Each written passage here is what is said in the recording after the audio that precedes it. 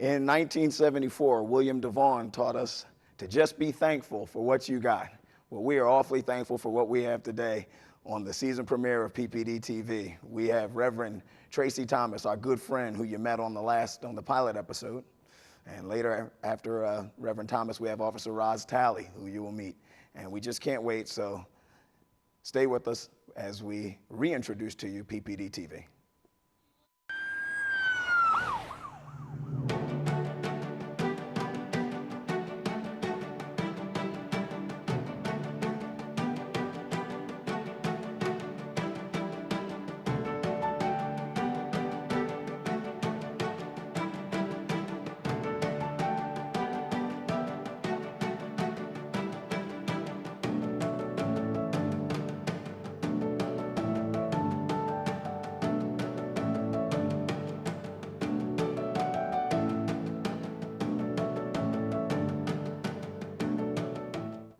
Welcome to the season premiere of Ppd-Tv. Once again, I'm Captain Sekou Kennebrew, and as always, I'm joined by Inspector Altaviz Love Craighead. Inspector, how was your summer? It was busy, so busy. You know, this summer we did Operation Gratitude, where we had over 300 people come out and join the Philadelphia Police Department in making care packages for first responders. And we're also working internally. We're working hard to create a community relations manual for all of our officers. So I hope you had a good summer as well. I did, and you know what I did for much of my summer? I spent much of my summer flipping through the 2018 annual report, where you are prominently featured in it with all of your community engagement initiatives. And I knew you would be here to talk about some of them, and I know it keeps you busy all summer, and it's going to keep you busy throughout the rest of this calendar year. Yeah, we'll be planning this year. We're planning starting now for next summer. Exactly.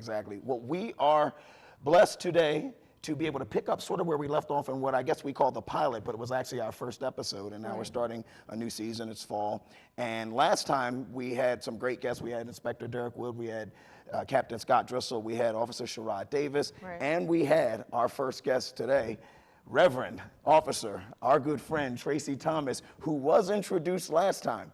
But because Officer Davis wouldn't stop talking, we ran out of time and we didn't get a chance to really get down to the nitty-gritty of everything that Officer Thomas brings to the table. He goes way back with all of us. He's been a minister longer than he's been a police officer, right? I met you, as we brought up last time, when you were a chaplain in the 14th District, and you were then and you still are a minister at Enon Baptist Church, which is also in the 14th District. And we didn't really get a chance to get into basically the nexus of how you evolved from all the things you did ministerially, all the things you did community engagement-wise, all the things you did even on the political front. I know you served in various administrations of high-ranking elected officials, which we'll talk about. And then you migrated into police work, and as we were saying off camera, how much you've enjoyed that so far. And you've been on foot all summer, so. The truth is, here's the truth. This man has done so much, we had to bring him back. Had to bring him back. We needed to know about it. Officer Thomas, Reverend Thomas, welcome back to the show. And we wanted to pick up where we left off. Just start us with your work at Enon and your introduction to the department when you were a chaplain. Sure. Well, thanks again for having me and inviting me back. I appreciate it. I started at Enon 20 years ago. My wife and I started going to the church. After that, joined and became part of the youth ministry there. And after that, I felt my calling, and I went to my pastor and told him, you know, I felt this calling on me. And so it took about 3 or 4 years to kind of walk through that process, and then became licensed to be a minister at the church. And the church that I belong to is very community oriented, and I'm community oriented. Some of the things that I've done in the past dealing with youth and also in the community, I felt it was a great fit. And so after that, I became licensed. I started doing some work in the church with the community development process there. And Pastor and I became closer, and he became a chaplain, a Philadelphia police chaplain in the 14th District. And I always wanted to be a police officer, just went a different route. I went to college. Interesting story, I took the police test and passed, and they was going to go through my process, but I was also accepted to college at the same time. And so my mother kind of persuaded me to do the school route. She felt that was a safer route to go.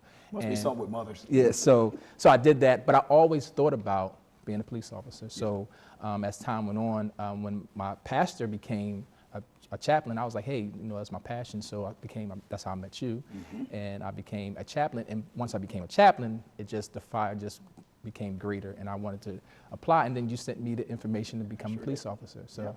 And you also had a link in the midst of all that with a prominent sports franchise that you served in a ministerial capacity, if you want to talk a little bit about that. Absolutely. For 17 seasons, I've been blessed to be a part of the Philadelphia 76ers organization, first starting off as Allen Iverson youth coordinator. I was his youth coordinator in Philadelphia and Camden.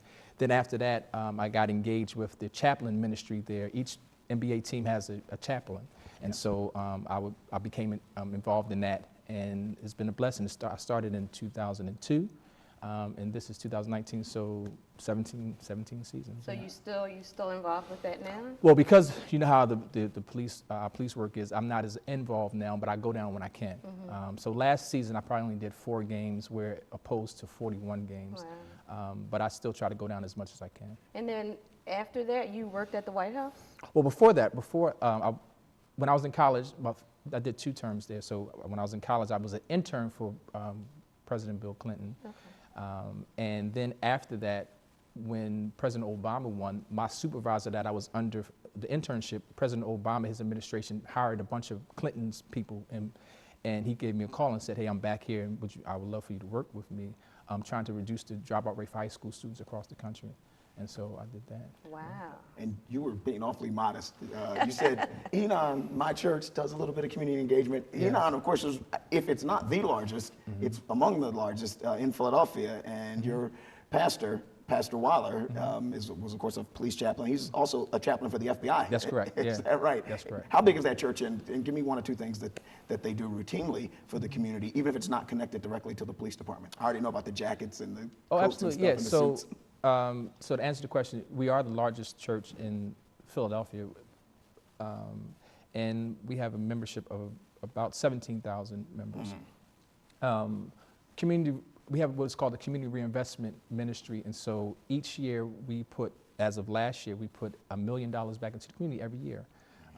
It's based off, it's 10% of what we bring in in the church. So based on what the church budget is, that's what we give back. We give 10% back. So I guess last year was about $10 million in terms of the budget. So $1 million of that went back into the community for community resources and things that's happening in the community. So, right. Yeah. Well, you know what? Your link into the police department was through the chaplains. If there's other ways for people to interact with us. One of the things that people can do if they want to interact with the police department is to get familiarized with your police service area. The department's broken down into 21 districts. Each district is broken down into police service areas, and you don't need me to talk about it. We got something coming up that'll explain it in better detail, what a PSA is and how you can get involved and be as active with your police department and effectuate change, just like Reverend Thomas did. So when we come back, we'll have some more to talk about with Reverend Thomas, but right now, just enjoy what we have for you. A Ppd PSA. Hey, get back here, Pete. The Philadelphia Police Department presents Police Service Areas, what they mean for you.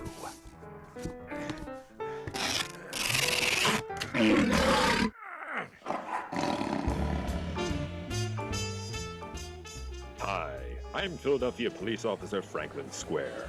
Thank you for stopping by. Quiet. Today I'm going to teach you all about police service areas, or as we call them, PSAs. Let's take a look at the video. Did you know that the city of Philadelphia is geographically divided into 21 police districts, each led by a police captain? In 2009, the department created 2 to 4 smaller geographical subdivisions in each police district called Police Service Areas, or PSAs. There are a total of 65 of them throughout the city. Each PSA is headed by a police lieutenant who, along with sergeants and police officers, are now responsible for patrolling the same area day in and day out and bringing greater community contact, involvement, and partnerships. Thank you. And as you can see, police service areas are great for both police officer and citizens alike. Yo, Officer Square, I got a question. What's so great about these PSAs anyway? That's a great question, sir. Well, for starters, all residents in a particular PSA are encouraged to attend monthly PSA meetings which are run by the PSA lieutenant. There, they can share concerns and issues with their fellow citizens and the police. So this would be the place where I could tell you guys about the strange man that I've been seeing in the neighborhood?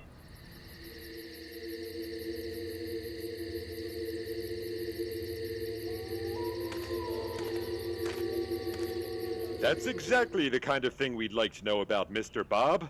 Does anyone else have any questions? Excuse me, Officer Square. I would like to let you guys know that we've been having a problem with cars speeding on my street.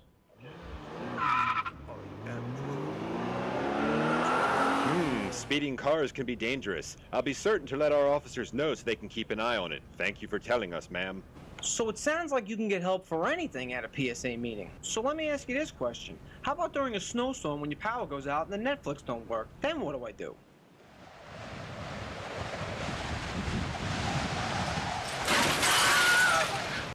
That's not the kind of thing the police handle, sir. Oh, I can answer that question, officer. No power, no television, no problem. You should try curling up with a good book, like The Girl in the Train by Paula Hawkins. This book is an immensely satisfying psychological thriller that will forever change the way you look at other people's lives. It's the ultimate book! Total power. Total power. I'm sorry, I just think people should spend more time reading, and I'll sit down. I've been having a super problem with my neighbors. They play really loud music at all hours of the day, and I'm getting a super headache.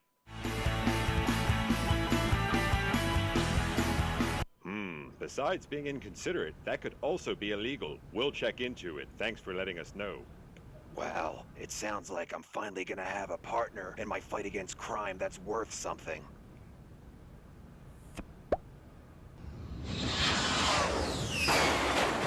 Yeah, that's right. Break another building. That's what this is all about. The partnership between the police department and the community. Wow, so it sounds like PSAs are great for everyone. Right you are, Karate Frog. Karate Frog? Yo, I'm a Ninja Turtle. Look at the time. Seems our PSA meeting is coming to an end. But what's great about PSA meetings are they happen every month. To find out what PSA you're in, visit our website at www.phillypolice.com. Till next time.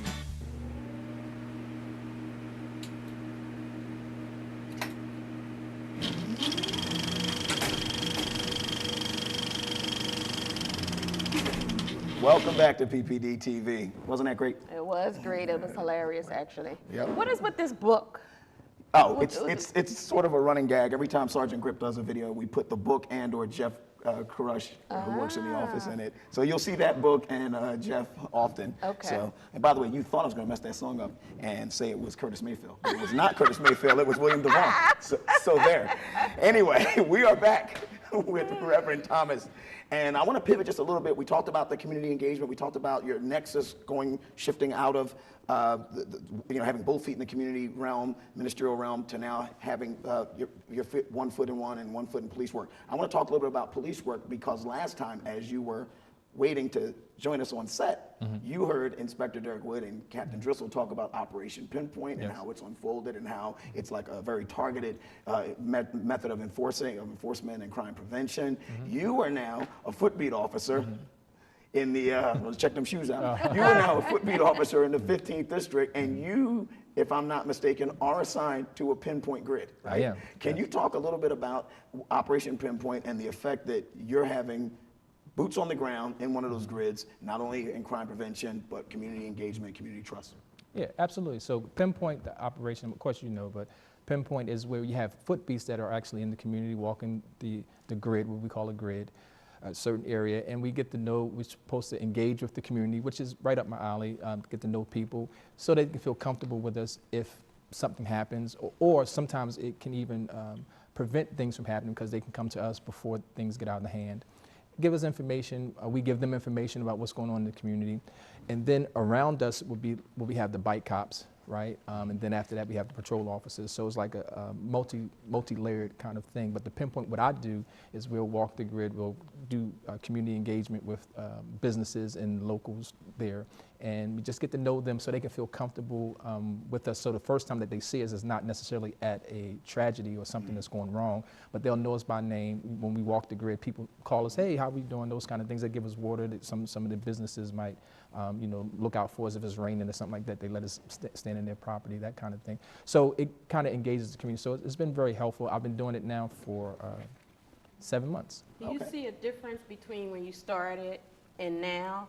Do people seem more open to the idea that you guys are becoming, guys and girls are becoming around engaging people? Yeah, I mean, just with anything, you're gonna have the element that don't want us in the area at all, you know. But if I had to put a percentage on it, it's probably 70-30, 80-20 in terms of persons who, you know, they really appreciate us being there. They tell us all the time that, you know, they're glad that we're there. Right. But then there's the group that's like, you know, when do y'all leave, you know, that kind of stuff. But yeah. For both groups, the groups that maybe we want you there and then and the small group that doesn't want you there, what difference does it make, or how big of a difference is it when you are boots on the ground, when you are immersed the way you are, when you know everybody by first name? Yeah, it makes Does it that much. make a difference? Oh, absolutely, because you have a different respect. They have a different respect for you. They know you outside of, you know, just you doing your job. I mean, well, when they see us, we're always doing our job. I tell people, if you're looking at me, I'm working, right? So we are doing our job, but we're also being engaging because we're human, right? And so we have an opportunity to engage them, and they know us, feel comfortable with us, and so it makes it a little easier because now when we come, we know sometimes we know what the issues are already there without them having to call the police, and we can just talk to them, especially with the younger group of people. They kind of come up to us and said before they were kind of scared of police. Now, you know, they engage us and they come up and they talk to us. That is what I'm talking about. You know what? I feel like we need to bring you back on for a third time because you are such a wealth of knowledge, wealth of experience. You cross over into many avenues that deal with us directly and indirectly. So we thank you, Reverend Thomas, and we're going to bring you back sometime. I appreciate that. Right now, October 2nd is National Coffee with a Cop Day, and our one and only Sergeant Grip is preparing for it. So everybody come join us October 2nd, National Coffee with a Cop Day. Hi everyone, Sergeant Eric Grip here with a very special social media update this episode of Ppd-Tv. Let's just address the pink elephant in the room right now. I am not in the studio, and that is because I'm currently involved in a contract dispute with Captain Sekou Kinnebrew. I will not bore you with the details of it, but I will be holding out until he finally acknowledges that I am the true star of Ppd-Tv. But I'd like to talk to you about something that's very near and dear to me. Coming soon, actually the first Wednesday in October, October 2nd, is National Coffee with a Cop Day. That is a great day that brings the police and the community together so we can connect over a cup of coffee. All right, because, I mean, how often are some of you guys talking to your cops? You don't always see the cops out in the neighborhood, and who doesn't like a cup of coffee? So this is an opportunity for all of us to get together, talk about some things that are going on in the neighborhood, and, you know, we want you to keep an eye on our social media at Philly Police on Twitter, which is @PhillyPolice, and look out for the hashtag Coffee with a Cop Day. We'll be giving all kinds of information about what coffee shops these events will be taking place on throughout the city, and we hope to see you out there because, again, who doesn't love a cup of coffee? Now, back to the studio with Inspector Love Craighead and that other guy. that was, of course, the always entertaining Sergeant Eric Grip. Anyway. You don't seem too happy about that. Are you jealous? Anyway, I'll deal with him when we get. Your show? Yeah, we'll deal with him when we get back to the office. Anyway, moving along, we are privileged to have a second guest. We just wrapped up with Reverend Thomas, but we have another treat for you. We have Officer Roz Talley, another great friend of ours. We go way back. I was one of Officer Talley's instructors when she was a recruit. Officer Talley is now an instructor at the police academy, so I'm a bit of a proud papa here with Officer Talley, now teaching recruits, molding and shaping the minds of young officers who are young folks who are desirous of becoming police officers. Officer Talley is a graduate of creative and performing arts, so she's enormously talented. She is also a published author. I have her book. And I don't. Well, you got to get one. See, so there. It is called Here's to Strong Women. It's an anthology. It's a collaborative effort. Officer Talley, with about a dozen other authors, contributed to this. She has another book in the pipeline, so she's already been places, but she's still got a lot of places to go, and she's certainly an asset. And we wanted to talk to her about not only what she does in the police department, but just like Reverend Thomas, she always has one foot firmly embedded in the community engagement and initiatives that strengthen us as a department, but also strengthen the trust and relationships that we have with the community that we serve. So welcome aboard, Officer Talley. Thank you.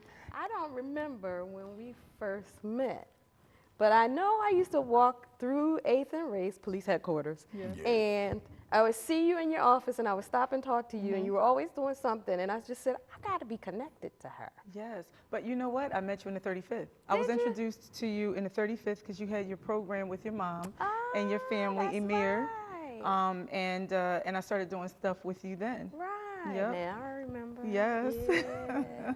Yes. Yes. So you are an instructor at the academy. I am. Just real quick, we'll do you in the reverse order we did Reverend Thomas. Your current assignment, you're an instructor at the academy. What area in the academy are you assigned to that you specialize in? I am actually in the audiovisual area. The funny thing about that is that I don't really do much audiovisual. We kind of record the agility. Okay.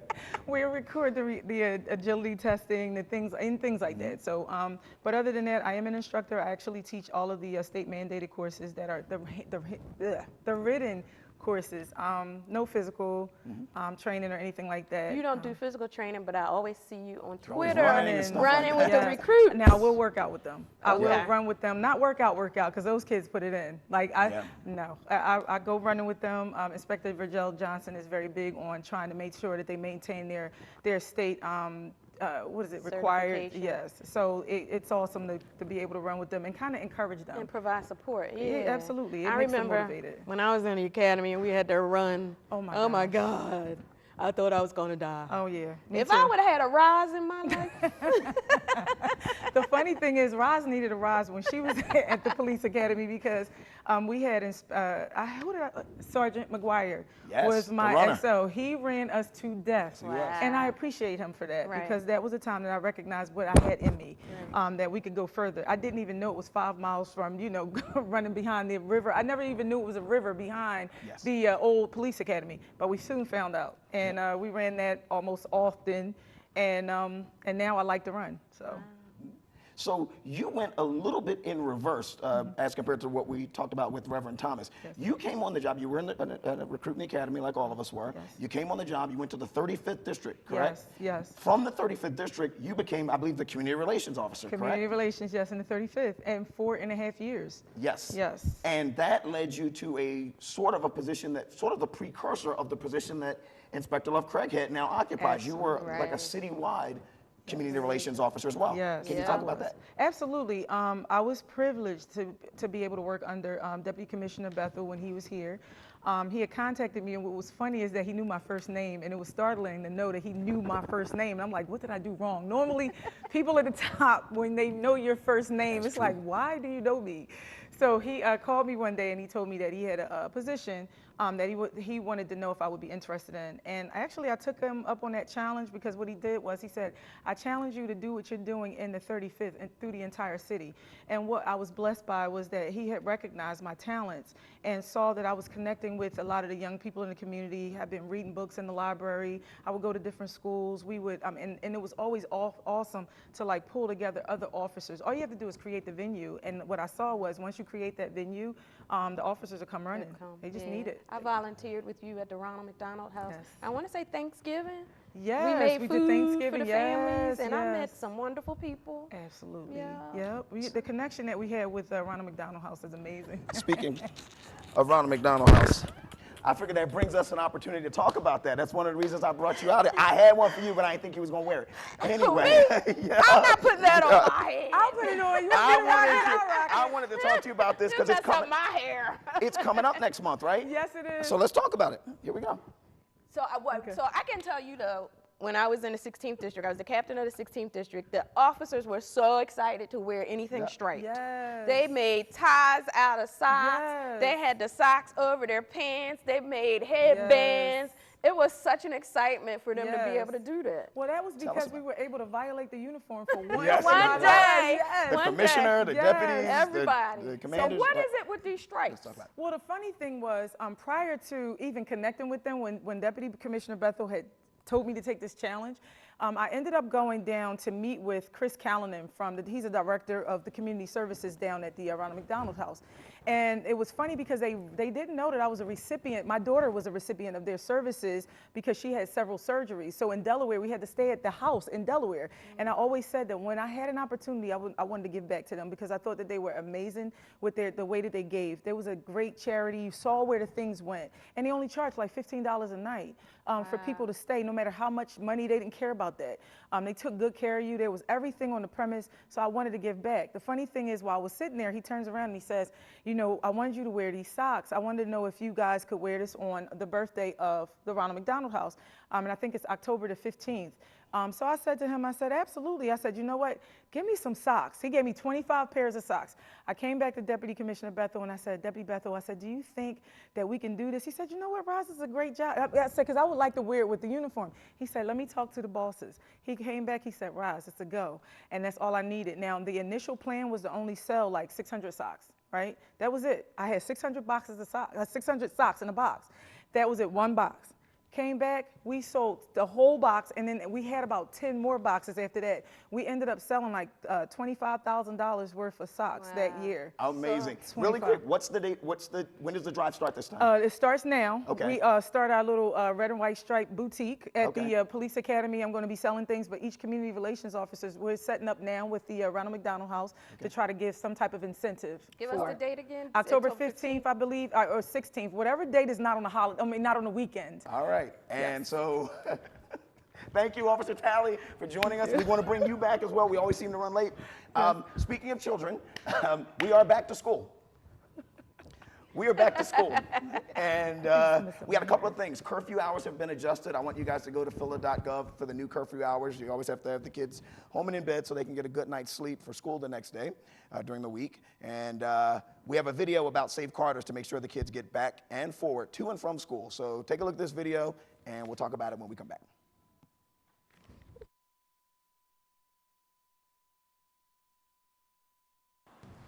Safe corridors is something that we do in Town Watch in order to make sure children have a way to come to school safe and sound. The whole idea is to ensure the safety of the kids going to and from school. This taps parents and other community members and volunteers to be the eyes and ears along safe corridors for our kids. In these neighborhoods of hardworking families, some children have to walk to school without a parent. Can you imagine a kid that's in kindergarten, first grade, second grade, walking to school all alone because their parent has to go to work?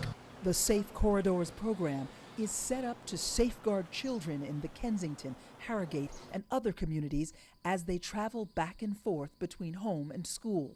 Our children are in need of adults to protect them from the unsafe conditions of the hypodermic needles that are laying on the streets and curbs and the other drug paraphernalia that's left from those suffering from addiction. There are some things children should not have to experience or see because they are too young to process them and still feel safe. We walked the child to the library. We found it necessary to shield his line of sight by making sure that he didn't see what any child should never see. Safe Corridor volunteers create pathways where children can be children. The grade schoolers feel and are safe under the watchful and protective eyes of the vetted, trained, and vest-wearing adults. Their presence reduces the risk of children exposed to folks struggling with substance use. They make sure that they wear those yellow vests and our students know that someone is watching after them. And the reason we want them to wear these vests is so that the children know that when they see them, there's people out on the landscape here that care. So I started volunteering because I grew up in this neighborhood. And you want children to know that adults care about them. Well, yesterday morning, there was a lady that seemed like she was on drugs in front of the school. There was a lot of kids still coming into the school late. we were standing in front of the school, and she was jumping around. She was just like jumping around, following kids, following parents with the kids. Like, what if she would have grabbed one of these kids? What if she would have hurt one of what if this lady would have hurt one of these kids? Do you see the people with the vests? Mm-hmm. What do you think when you see the people with the vests? They're going to help people. My dream vision is that coming to school becomes the most positive experience in a child's life. Perhaps you can help. To learn how, call 215-686-1459. We want to thank our guests, Officer Roz Talley, Reverend Tracy Thomas. Thank you so much. See you next time on PPD-TV.